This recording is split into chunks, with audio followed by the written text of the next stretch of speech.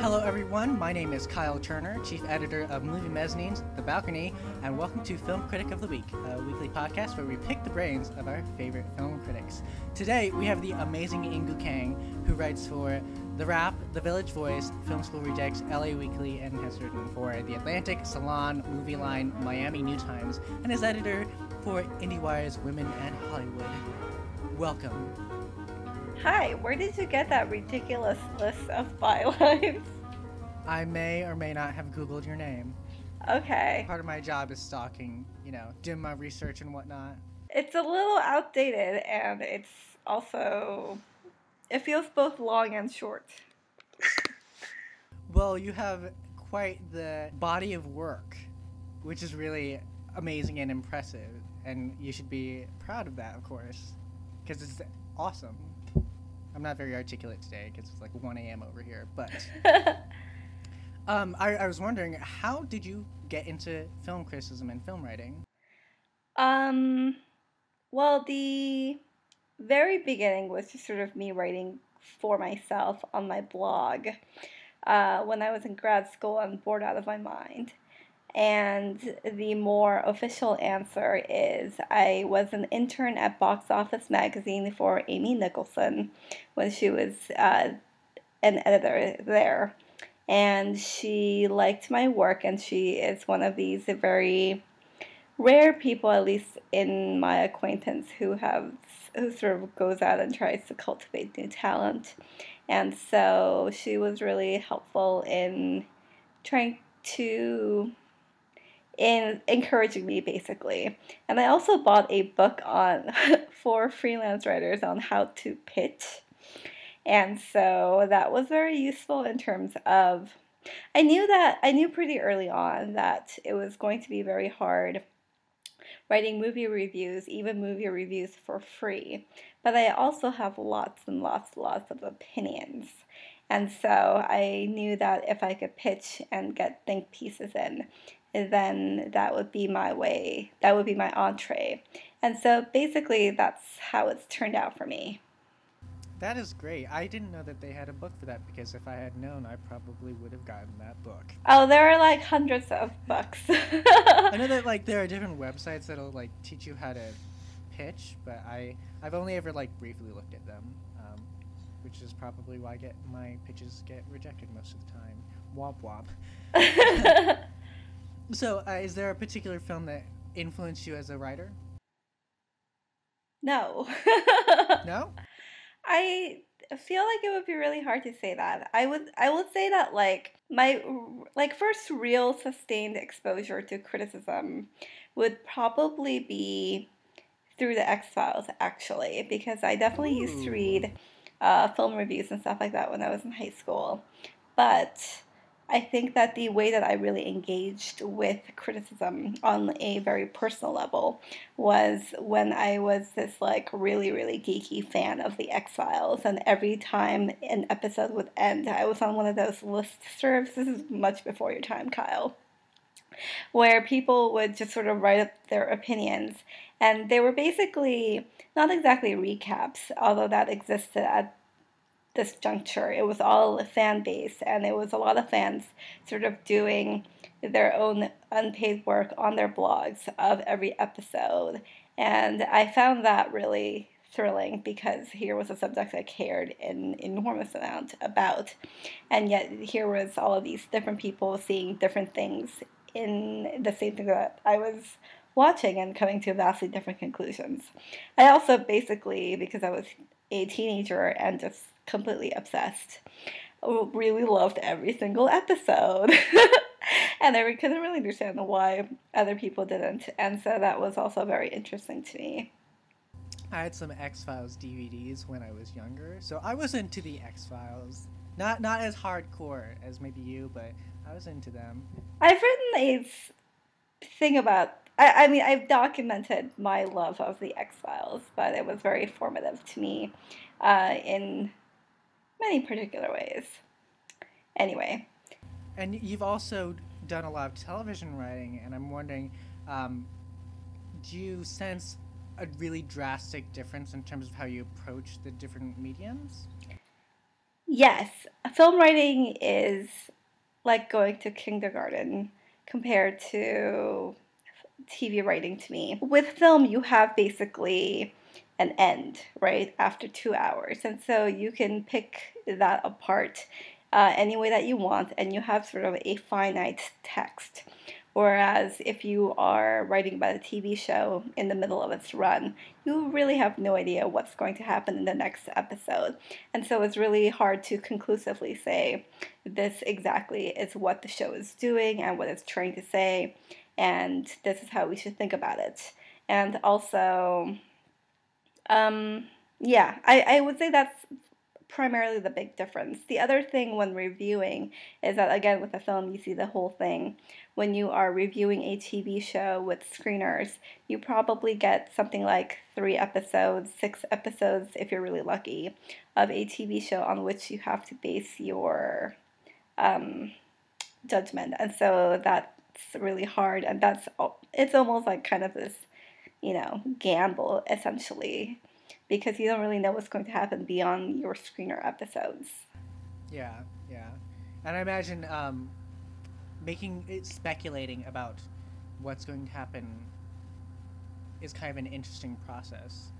There's so many people who do that. I know, like with Mad Men, there are all of these people who are saying, well, Megan's going to die or whatever.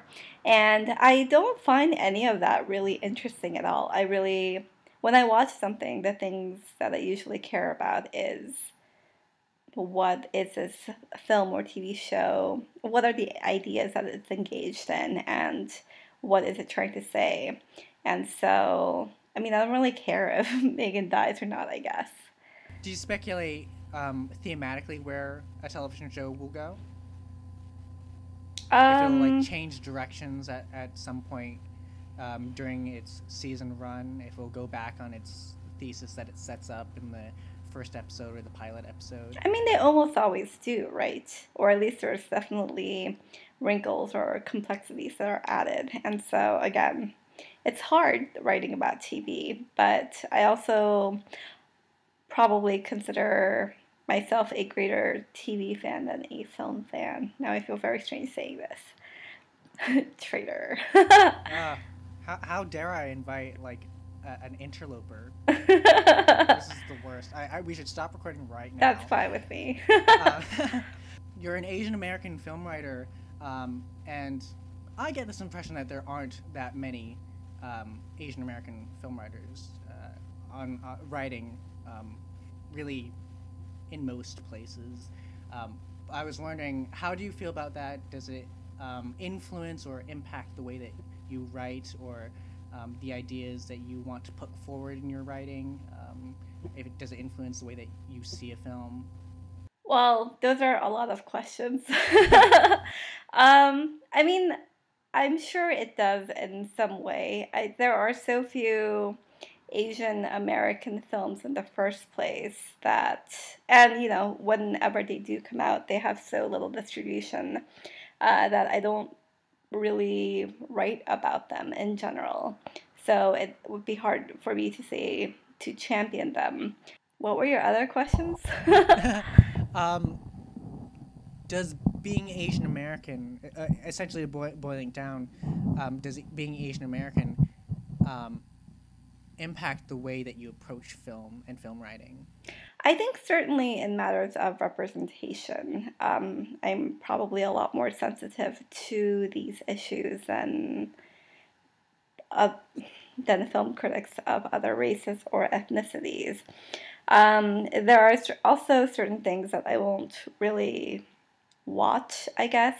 I mean, I have this like completely irrational aversion to any of the John Hughes, Molly Ringwald movies. I haven't seen any of them, and I don't really feel like seeing any of them because when I was a teenager, I saw like a really quick excerpt of the Long Duck Dong sequence, and I thought it was a joke because I grew up in California, not around too much racism, and certainly not like like against me. And so I kept waiting for sort of the punchline to come, and there was no punchline. It was just that like they were just straight up making fun of this Japanese American or Chinese man. That's, I think, fairly rare. I wrote an article in the Atlantic a couple of years ago, and it was about how it was during this time when there was a lot of panic essentially in the business about how Chinese investment was going to change Hollywood. And I wrote what I think was a compelling rebuttal to that particular panic. Um, and I would certainly like to see more Asian American stories and characters on screen. Other than that, I don't know that my opinions are qualitatively different because of my race or ethnicity. Mm, mm. And this is a really great lead in terms of your television writing. You're a big champion of Fresh Off the Boat, which is based on Eddie Huang's memoir. Would you mind talking about that? Because I'm Asian, Kyle. Yes, I'm racist. I'm gonna make the Asian film critic talk about Fresh Off the Boat. Wait, I want to ask you, how do you feel about being an Asian American film critic? I think this is actually an interesting question. I was adopted by Caucasian parents and a Caucasian family, and so my identity has always been kind of blurry and messy to me because they kind of tried to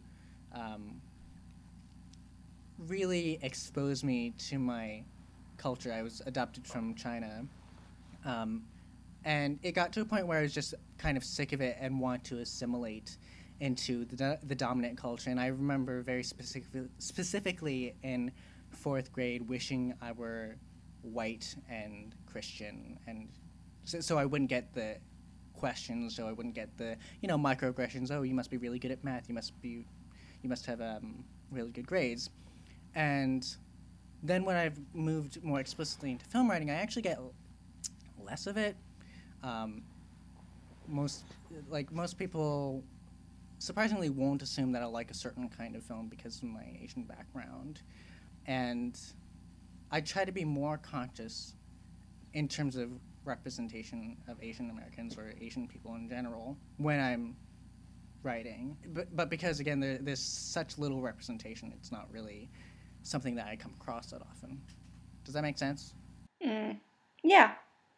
I mean, we are getting a lot more representation through one TV show with Fresh Off the Boat.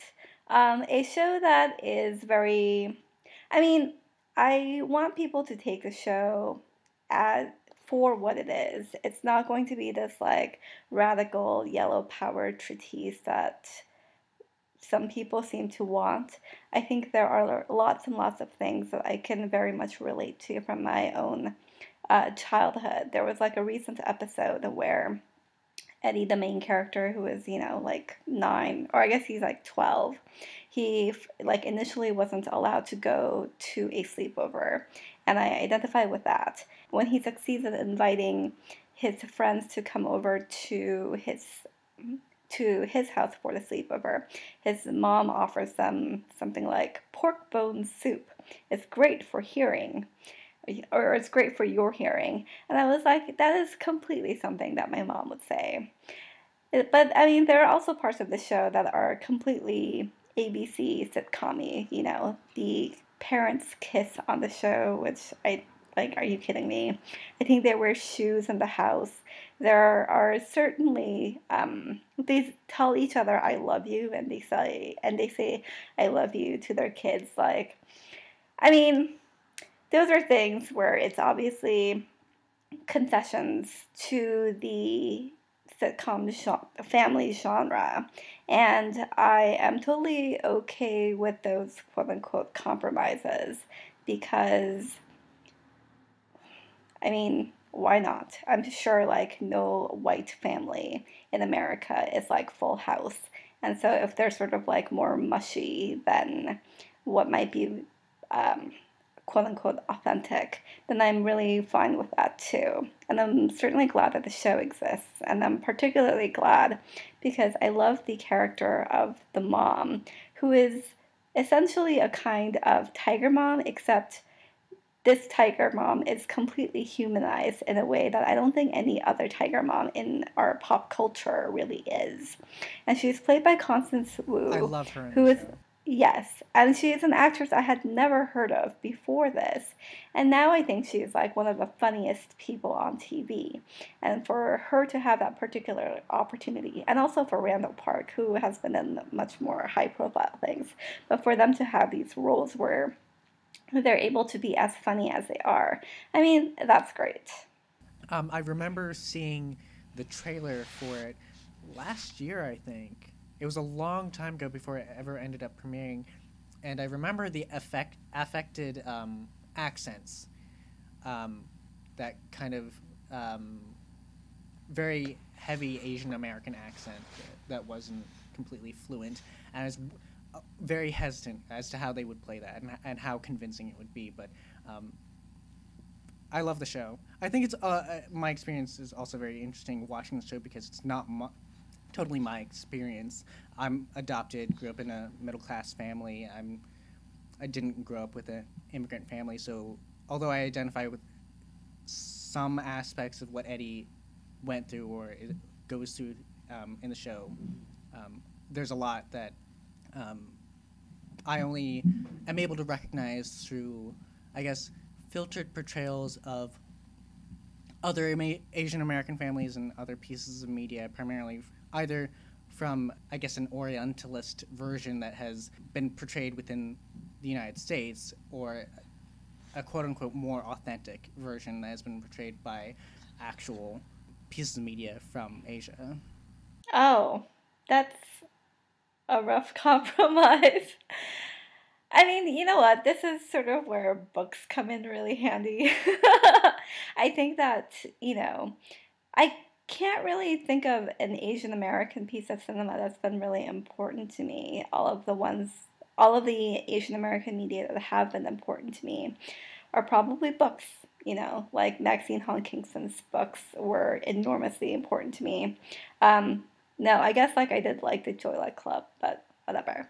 Um, so, I mean, this is clearly one of the places where the movies falter, but this is why movies should not be your life, even if you are a Yeah, film yeah. critic. Be able to distinguish between reality and fiction. Ooh. You wrote a really, really fantastic piece on The Wind Rises, which got a really interesting response. Can you talk about that? Yeah, Hayao Miyazaki's The Wind Rises, Sure. I should preface. It's a while ago, but basically my thesis was what I was trying to do with the piece is that I felt like the piece came from a particular Japanese place, and I wanted to put that within the larger context of an Asian perspective or even an Asian American perspective, as opposed to sort of creating this binary that I thought would be inevitable between a sort of like between the Japanese film and an American mostly white reception. And so one of the problems from an overall Asian perspective that Japan has had is that it's been extremely limited in its understanding and also its acknowledgement of its war crimes. And even though the war ended in 1945, this particular lack of acknowledgement has basically continued to today. I think there are still lots of places in the same way that, like, for example, in Texas, we have uh, history books saying that Thomas Jefferson and all of the founding fathers were Christians instead of theists because we are not very honest about the history that we want to tell ourselves. Japan has a really difficult problem with telling its war history properly and in being very honest about the what do you call it in what its particular uh, atrocities were essentially. And so I saw in The Wind Rises this very Japanese reaction of saying, on the one hand, war is terrible, nobody should have done the war. And then on the other hand, saying, Oh, but the reason why we should not do war is because we become the victims of war. And so the movie really portrays these two sides without acknowledging at all, really, like the 20, 30 million Asian people that they killed in Korea and Japan and the Philippines. And I don't know, there's probably like 10 other Asian countries on that list. And so I just wanted to bring a wider understanding of that film. Um, and so hopefully I succeeded. I heard from a lot of Asian American readers that they were also uncomfortable with the film for precisely the reasons I laid out. So I know I'm not crazy. Or a hyper nationalist, which is the other thing that I was accused of being, saying, like, well, you only think this because you're Korean, as if, like, that should make my perspective any less valid, which I thought was sort of also interesting. But anyway. You used to work in Boston, correct? I did. And now you're out on the West Coast in San Francisco. In the Bay Area. In the Bay Area. In the Bay Area. What are the differences in terms of film culture between East and West, I guess? That sounded vaguely racist. No, Let me rephrase that. that's not why I said the reason why I said is that I am a hermit who does not really leave her house. And so it's really hard for me to say. The only difference for me in my life is that I go to LA a lot more often now that I'm in the Bay Area because I have family in Los Angeles. Mhm. And so it's easy for me to sort of, if I have to go see a thing earlier for a review, for example, then I can just sort of take my car down there. Whereas if I was in Boston and there wasn't a screening, then I wouldn't be able to make a particular deadline and then I would lose that assignment. Mhm. So for me, that's just sort of like the main difference. I think, yeah, I mean, that's all I can really say. Mhm. Is there a really great discovery you've made as a film critic? Discovery in terms of, Like a great film you want to champion? oh, I mean, there's so many of them. I will champion a film that I discovered before I was a film critic. Let me look up the director super quick. The movie is called Take Care of My Cat, and it's a South Korean film, and it's just a tiny, small, very intimate movie about these five high school girls who graduate. And basically, even though they were in this very tight clique, they begin to go their separate ways soon after graduation. The director's name, I guess, is Chen Chong, and she's a woman director. She also wrote the movie, and so it's sort of this like extremely rare narrative film by a female woman writer director. And Duna Bay is the main character, and so there's some star power, I guess. Mhm. um, but yeah, it's one of these movies where I feel like it provides this extremely different perspective of Asia than the one that we usually get, in that it looks at Asia from like a not very glossy, more blue collar, much more international perspective than we're used to seeing. Mhm. And it's just this tiny, beautiful movie about how, sometimes you can't really stay friends with people because that's life. Yeah. Sorry. That's always really depressing. I was recently thinking, it was my birthday last Tuesday, and I was thinking about the high school friends that I was really close with who didn't acknowledge that it was my birthday, and it was just very jarring to me to recognize that our lives kind of exist in phases, at least in terms of people. Oh God, you're so young. I know. I'm a child, and I'm only coming to this realization now. I mean, it does. I think what I also really like about the movie is that while it seems on the one hand inevitable, there's also sort of this hope that everyone becomes their own people outside of the clique, and they take with them what they took. They take with them what they got out of those friendships into their new lives, and their new lives are also full of promise. But it's just sort of like, well, it's like the changing of the seasons, I guess. No, you do some really great work for IndieWire's Women in Hollywood. Can you talk about that? Sure. That's a much more varied work that I do in that I blog about, say, news items, like who got cast and what. And then I also, uh, we have so many different types of projects going on at that site. It's a little hard to summarize very quickly. But we have lots of articles about who, basically issues regarding women directors' employment and also women characters on screen. When I say we, I'm talking about Melissa Silverstein, who is the founder of the blog, and she is the editor. I am the news editor. And then we recently added a new blogger named Laura Berger, and she's fantastic. And so it's really a lot about championing women-directed films, films about women, and then also new representations. Because, for example, one of the seemingly promising trends is the whole YA franchise thing, where we have movies like The Hunger Games and Divergent, and that's really great.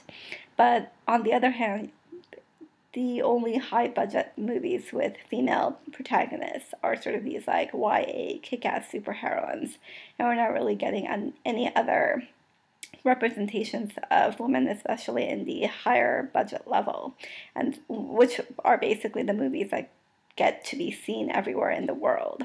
And I think a lot of people will also say, well, there are so many indie movies that you could pick any weekend and then see a new movie starring a woman. And so, what's the problem? But the thing is that in 80% of the country, multiplexes are the only kinds of movie theaters that are available in the country. And so, if you're talking about who gets seen, I mean, it's really great if you live in LA or New York or Chicago. But if you live in the rest of the country, the situation is really quite different. And so, we're really trying to bolster these arguments about why we need to have more women directors and what's sort of keeping them below the celluloid ceiling, with lots of research and with lots of background information. Hmm. And I imagine it uncovers a lot of frustrating realities of the industry. Is there one particular thing that is most frustrating to you? God, one thing. You can, or you can pick more than one. I think it's a really fascinating and sad um, reality, but a fascinating subject to talk about. I mean, this is, I guess, a personal thing for me, but and I think it's one of the issues that we definitely try to cover as much as possible on the blog. But not only do I want more women's representation, I would really like more women of color's representation. And we just came off of a year where we had two really great movies by two female black directors about two black female protagonists. We had Anna Asante's Belle, and we had Gina Prince Bythewood's Beyond the Lights, both of which are fantastic movies, both of which made my top 10 of 2014 list, not because they have women of color protagonists, but because they're fantastic movies. And nobody went to go see them. And, it sort of frustrates me that we have that. I think when people talk about wanting to incorporate more women, they're usually talking about white women. And so the thing that I would hope is that people could sort of diversify, not just sexually, but also racially, what being a woman means. Hmm. And you were on a panel last year, I think, about women in film criticism, and that's obviously must have some hurdles to get through or to get over. So a very similar question: is there um, something that was particularly frustrating that, in terms of being a female film critic? I have to really say no on this particular question. I mean, I am a person who is obsessed with gender, and I always have been my whole life. But I, in this one particular case, like, I don't really think that being a woman has hindered me in any way in terms of being a film critic. I feel like people understand that there's this relative dearth of female film critics in the criticism world.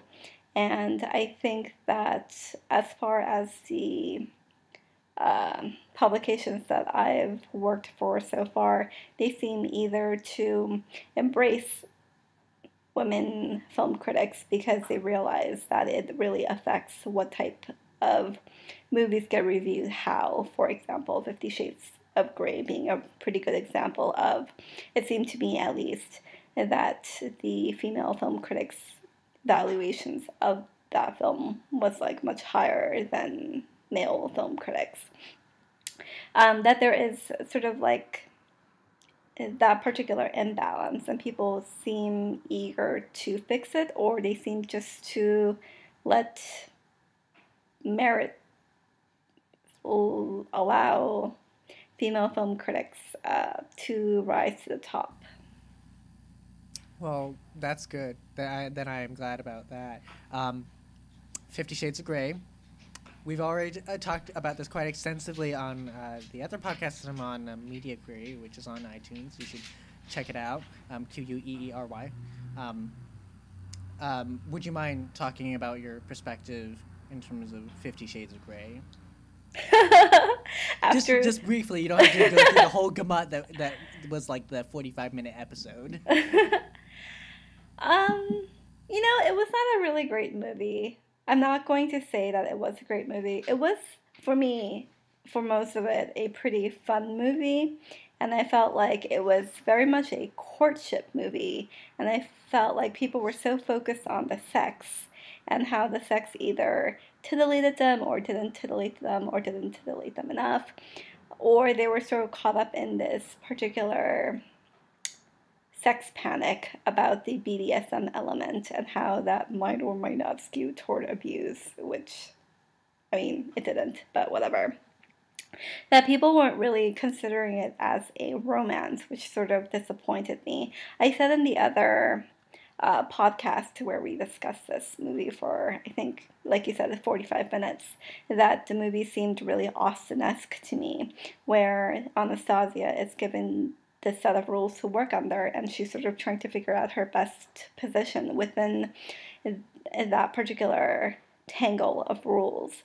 And so it was fun for me, I guess, in terms of how I was able to relate that particular story to other types of stories we were already familiar with. And Dakota Johnson is a true find, and she made that movie hilarious in a way that the book certainly wasn't. She was a lot more charming and a lot more charismatic than the terrible, terrible, terrible, insufferable character that was in the book. And so I'm not particularly looking forward to the next two movies, but I'm glad that they exist because clearly women want to see this stuff. Mm-hmm.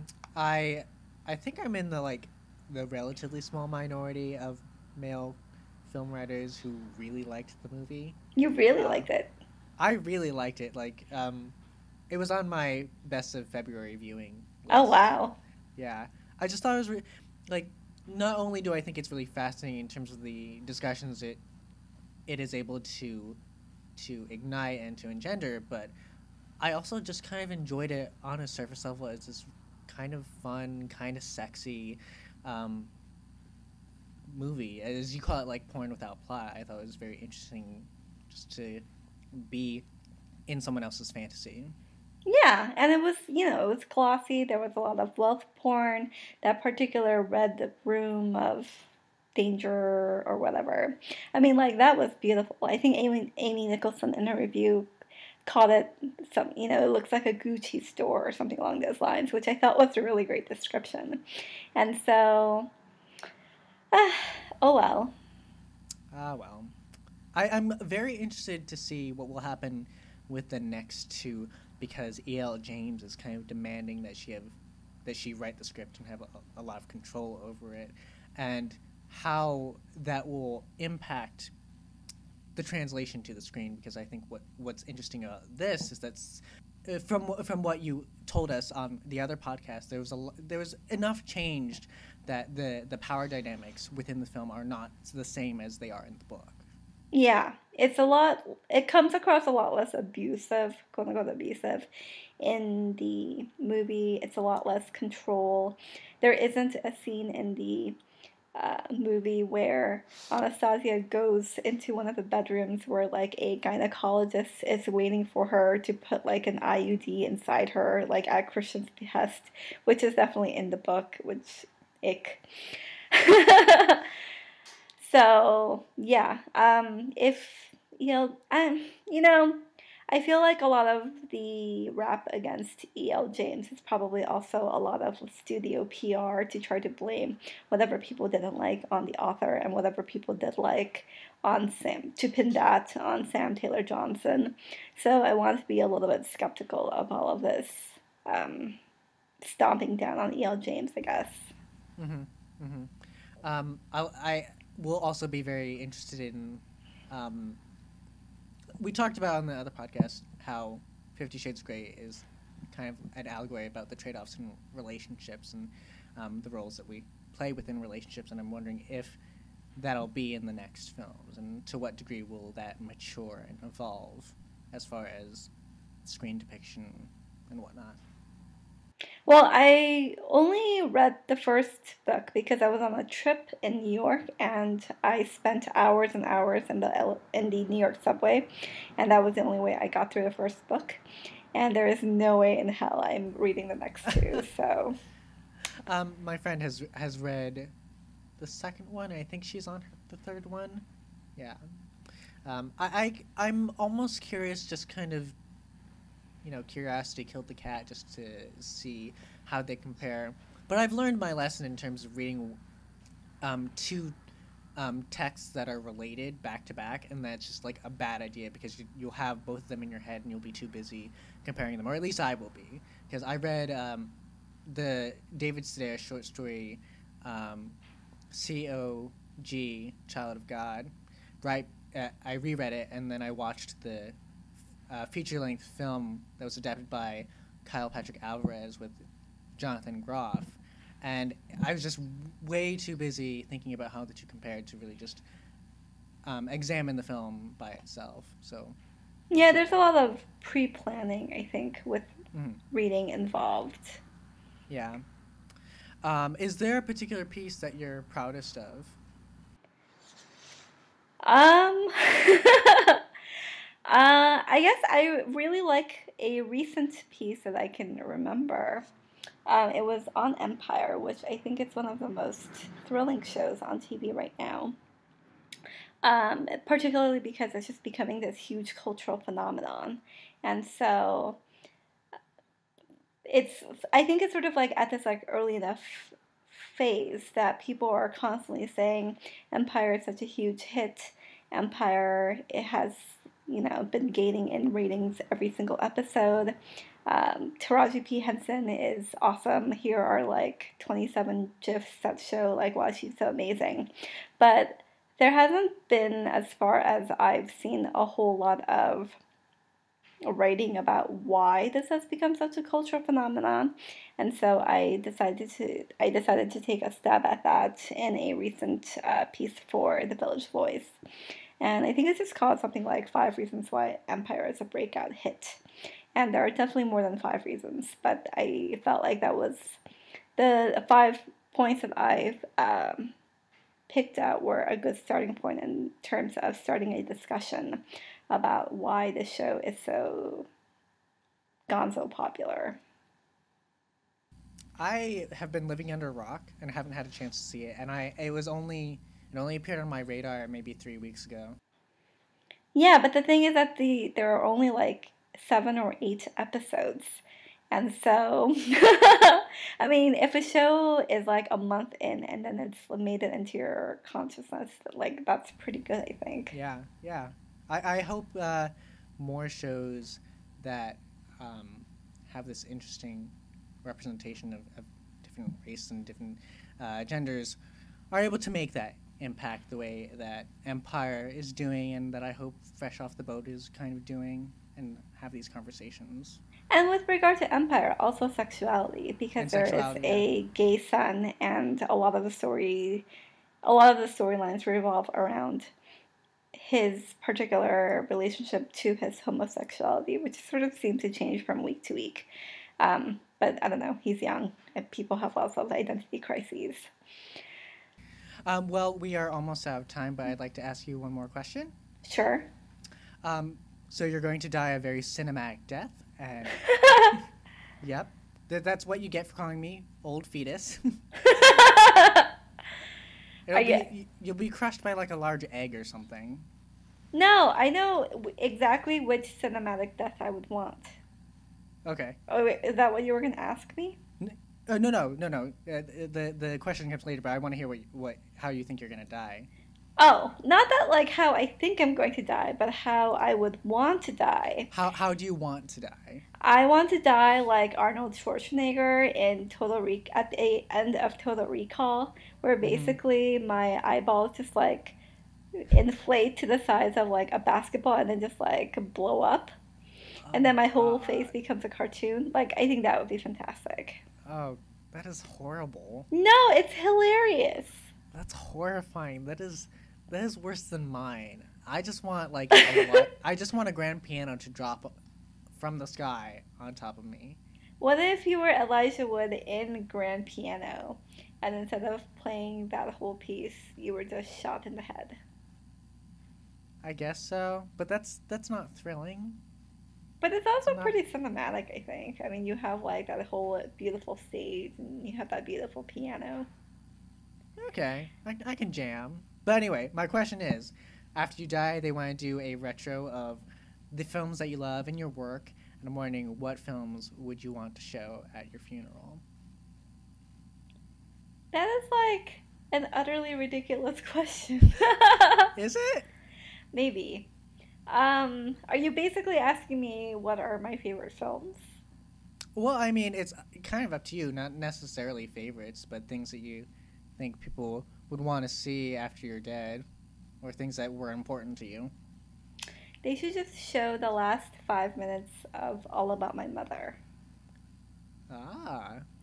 Where Lola comes to terms with how he was never there for his son's life, and Lola, who is also dying of AIDS, and Manola, who is Lola's former lover and also the mother of this dead boy that they had together. They just weep together and think about all of the loss that has passed between them over the decades that they've known each other. So you want to depress everyone at your funeral? Oh, hell yeah. Aren't you guys sad I'm gone? Come on. I mean, isn't this like basically is it Tom Sawyer or Huckleberry Finn fantasy where you get to like go to your own funeral and then you discover how amazingly sad everyone is? Don't tell me you've never had that fantasy. I have. Everyone has. I've thought about it.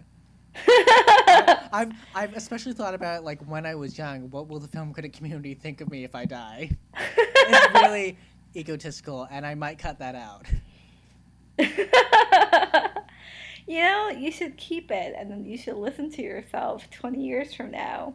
And then when you listen to it again, then you will die from embarrassment. Yeah, I was just thinking, I will listen to it and think to myself, I wish I had died before I said that. All right, well, thank you so much, Inkoo, for coming on here. It was a pleasure to have you. Thanks for having me, Kyle. Where can people find you on the internet?